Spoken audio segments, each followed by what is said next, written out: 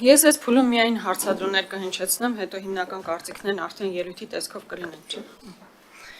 Սահմանադրություն հոդված 29. Խտրականությունը կախված սեռից, ռասայից, մաշկի գույնից, էթնիկ կամ սոցիալական ծագումից, գենետիկական հատկանիշներից, փոքրամասնությանը, պատկանելությունից, գույքային վիճակից, ծնունդից, հաշմանդամությունից, տարիքից կամ անձնական կամ սոցիալական բնույթի այլ հանգամանքներից արգելվում է։ Սահմանադրության մեջ ամրագրված դրույթը փաստացի ոտնահարվում է, եթե ընդունվի սույն նախագիծը։ Այսինքն, եթե բոլորը օրենքի առջև հավասար պետք է լինեն, այս դեպքում սոցիալական կարգավիճակից ելնելով արձանագրվում է անհավասարությունը, որտեղ այն մարդիկ, ովքեր սոցիալական ավելի բարձր դիրք ունեն հասարակության մեջ, կարող են չգնալ բանական, գնալ 1 ամսով, 4 ամսով ավելի ճշգրիտ կլինի նման ձևակերպումը, իսկ նրանք, ովքեր սոցիալական ավելի խոցելի խավին են պատկանում, նրանք պարզապես ստիպված են լինելու, այս դեպքում այդ բառը ճիշտ կլինի օգտագործել, գնալ բանակ։ Սահմանադրական այս դրույթի անհաղթահարելությունը ոնց պետք է արվի, եթե ձեր օրենքը ընդունվի։ Ես 3 հարց ունեմ, կարծում եմ մեկ սենց հերթականությամբ գնամ։ Շատ լավ, շնորհակալ եմ Տիկին Գրիգորյան կարևոր հարցի համար։ Նշեմ, որ համանման կարծիքներ հնչեցրել են նաև տարբեր գործընկերներ, այդ թվում Մարդու իրավունքների պաշտպանը, պետք է արձանագրենք եւ այս հարցը միշտ փակենք, չկա որևէ խտրականություն այս օրենքի ընդունմամբ եւ չի դրվում խտրականություն կապված գույքային դրության մասով։ Այսինքն օրենքը չի սահմանում, որ նրանք, ովքեր ունեն շատ փող, նրանք կարող են օգտվել օրենքից։ Օրենքը սահմանում է, որ ովքեր վճարեն այս գումարը, կարող են ծառայել այսքան ժամկետով։ Սա չի նշանակում գույքային որևէ խտրականություն։ Խտրականությունը հետեւյալը կլիներ, որ օրինակ կա սեռական չէ, խտրականություն, չնայած սեռական խտրականությունը մենք այսօր էլ ունենք մեր օրենսդրության մեջ, քանի որ Սահմանադրության 14-րդ հոդվածը հստակ ասում է, Հայաստանի Հանրապետության ցանկացած քաղաքացի օրենքով սահմանված կարգով պետք է մասնակցի Հայաստանի Հանրապետության պաշտպանությանը։ 28-29-րդ հոդվածները ասում են, որ բոլորը հավասար են օրենքի առաջ եւ խտրականություն կապված սեռից, տարիքից, մաշկի գույնից կամ կրոնական հայացքներից նաև գույքային դրությունից չի կարող դրվել։ Բայց մենք, երբ գնում ենք եւ նայում ենք պարտադիր զինվորական ծառայության մասին օրենքը, տեսնում ենք, որ Հայաստանի Հանրապետության պարտադիր զինվորական ծառայության ենթակային 18-ից 27 տարեկան արարական սեռի քաղաքացիները եւ կանանց մասով բան չկա գրած, այստեղ նույնպես չկա խտրականություն, քանի որ կանայք այլ կերպ են մասնակցում Հայաստանի Հանրապետության պաշտպանության օրենքով սահմանված կարգով։ Եվ որևէ խտրականություն օրենքը չի սահմանում ոչ իգական սեռի քաղաքացիների, ոչ արարական սեռի քաղաքացիների համար եւ ոչ էլ գույքային դրությամբ, քանի որ ինչպես արդեն նշեցի սկզբից, մեկ անգամ եւս կրկնեմ, օրենքը չի սահմանում, որ ովքեր ունեն այսինչ գույքային իրավիճակը միայն իրենք կարող են օգտվել օրենքից։ Օրենքը սահմանում է, որ բոլորը կարող են օգտվել օրենքից, ովքեր կվճարեն սահմանված վճարները։ Եվ նաեւ երբ նայում եք արդեն այս բանի գործող 27-ից 37 տարեկան քաղաքացիների մասին օրենքը, որը շատ հաջող կիրառվում է, տեսնում ենք, որ մեր քաղաքացիները օգտվում են եւ այս օրենքը չի վիճակվել սահմանադրական դատարանում եւ հակասահմանադրական որևէ տար բնականաբար չի կարող լինել։ Սա այս օրենքը այն մյուս օրենքի շարունակական տրամաբանությունն է։ Մենք ինչ ենք առաջարկում։ Մեր այն քաղաքացիները, ովքեր 26, 23, 25 տարեկան են եւ գտնվում են հետախուզման մեջ, նշենք, որ հետախուզման մեջ գտնվող քաղաքացիների թիվը մի քանի հազար է, նրանք օգտվեն օրենքից եւ մեկ օր ավելի շուտ վերադառնան Հայաստանի Հանրապետություն իրենց ընտանիքներով եւ չսպասեն, որպեսզի լեռանա նրանց 27 տարին, որպեսզի օգտվեն այս օրենքից, կամ չսպասեն, որ լեռանա իրենց 37 տարին եւ վաղեմության հիմքով քրեական գործը կարճվի։ Նշեմ, որ 2500-ից ավել քրեական գործեր են կարճվել վաղեմություն ժամկետն անցած լինելու հիմքով, այսինքն մեր քաղաքացիները 2500-ից ավել վերջին տարիների չեն ծառայել, 37 տարի լեռնալուց հետո ներկայացել են, չեն վճարել որևէ դրամ, չեն ծառայել ոչ մի օր եւ ազատվել են քրեական պատասխանատվությունից։ Մի փոքր տեղեկանք, մեր ամնիստիա ընդունելուց հետո ինչքան մարդ օգտվեց։ 11000-ից օգտվել է 3000 մի քիչ ավելի, ոչ 1000 ավելի վատ։ Այսինքն մենք տվել ենք հնարավորություն, մեկը չեն եկել։ Հիմա փողը դրեցինք այդտեղ, բայց նախկինում էսի հնարավորություն էլ ա եղել։ 27 տարին լրացածը, եթե գար, գործը կարճվում էր, անմիջապես аэроպորտից իրան տանում են, մի քանի օր գործը կարճվում էր եւ վերջ։ Հիմա փողը դրել ենք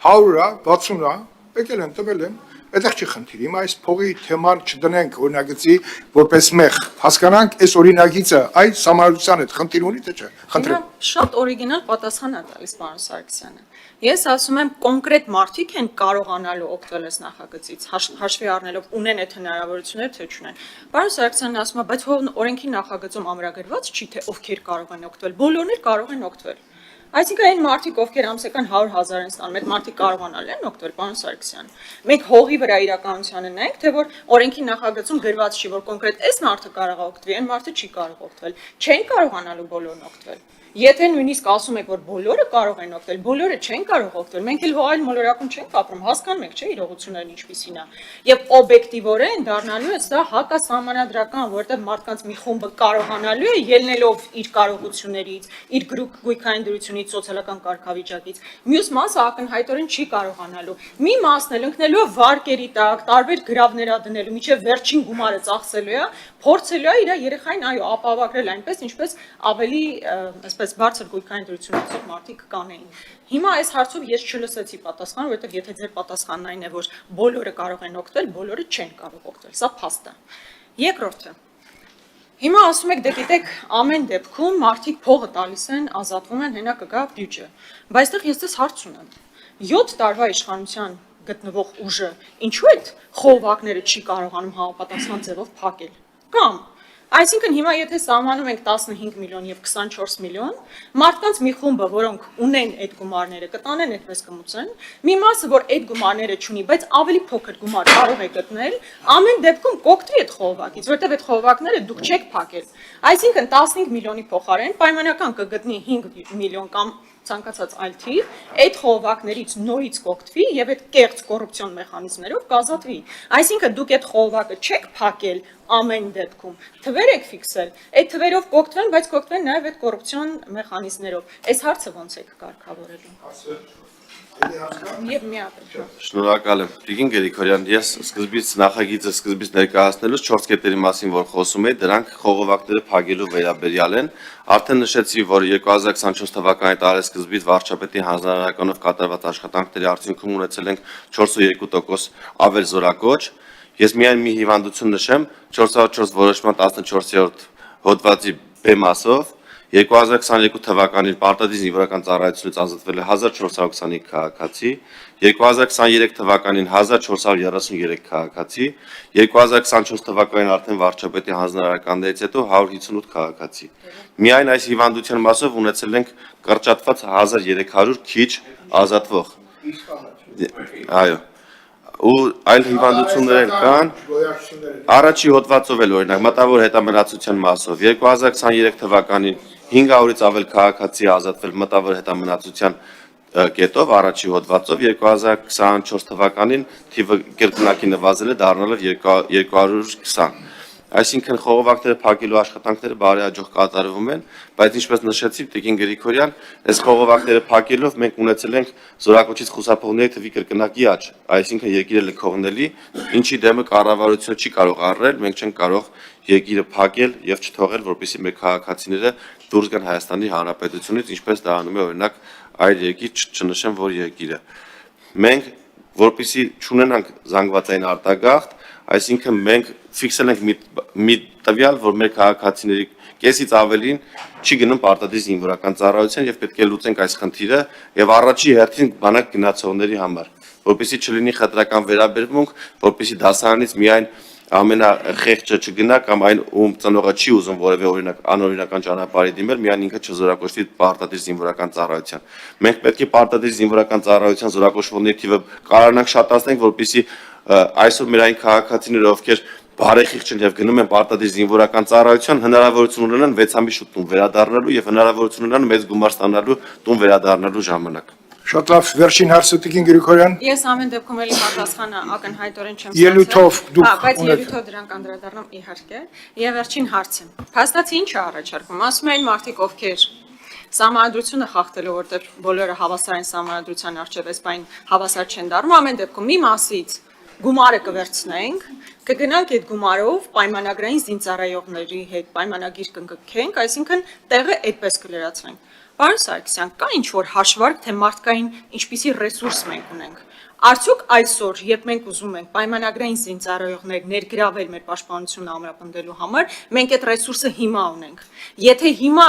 իմ կարծիքով, եթե հիմա բավարար չափով մարդկային ռեսուրսների խնդիր ունենք, արդյոք այն ժամանակ, երբ որ ազատվեն բանակից մարդիկ, դրան համարժեք մարդկային ռեսուրս կարողանալու ենք ներգրավել։ Փաստացի ստացվելու է մի իրավիճակ, որ հիմա էլ չենք կարողանում համապատասխան թվով պայմանագրային զինծառայողներ ներգրավել։ Ստացվելու է մարդկանց ազատում ենք, որ փոխարենը նոր մարդ ներգրավեք, այդ մարդիկ չկան։ Այդ հաշվարկը կա, ինչքան մարդկային ռեսուրսի մասին է խոսքը։ Եվ այստեղ կարևոր մի կոմպոնենտ։ Ես ուզում եմ այստեղ արձանագրել, որ փաստացի խոսք չի գնում նաև պայմանագրային զինծառայողների աշխատավարձի բարձրացման մասին, որը գոնե մի քիչ ավելի գրավիչ կդարձներ։ Եթե օրինակ համեմատում ենք պարեկային ծառայողների հետ, ակնհայտ է, որ պարեկներն ավելի շատ աշխատավարձ են ստանում, քան սահմանին կանգնած պայմանագրային զինծառայողները։ Շնորհակալ եմ։ Նախ նշեմ, որ պայմանագրային զինծառայողները ստանում են ատեստավորում չանցնելու դեպքում մոտակված մինչև 180,000 դրամ աշխատավարձ, երբ անցնում են ատեստավորում եւ ստանում են բավարար, ստանում են մոտ 300,000 դրամ աշխատավարձ,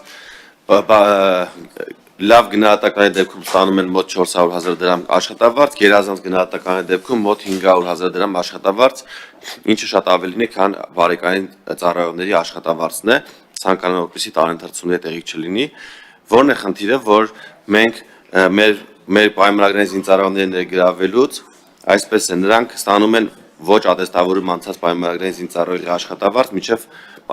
ատեստավորում անցնելը։ Պայմանականորեն, եթե իրանք անցնեն ծառայության 6 ամիս, այդ 6 ամիսը պետք է ստանան մինչև 180,000 դրամ աշխատավարձ, միայն ատեստավորում անցնելուց հետո նրանց աշխատավարձը կբարձրանա եւ հետաշխատվածը կլինի։ Բազային աշխատավարձի մասով այս բանը չեմ ուզում թիվ նշեմ, մեկ այլ թիվ եմ ուզում նշեմ, որ մենք ունենք այսօր պայմանագրային զինվորական ծառայության տարիքի, այն է 18-ից 45 տարեկան, արական սեռի աշխատունակ 30,000-ից ավել քաղաքացիներ, ովքեր ստանում են ընտանեկան նպաստ։ Այսինքն 18-ից 45 տարեկան տղաներ կան, ովքեր աշխատունակ են եւ ստանում են նպաստ։ Մենք պետք է մեր այս սիրելի քաղաքացիներին հրավիրենք նաեւ պայմանագրային զինվորական ծառայության, ասելով դու մի ստացի ամսական 30,000 դրամ նպաստ, արի եւ անցի պայմանագրային զինվորական ծառայության, ստանալով 10 անգամ ավել գումար։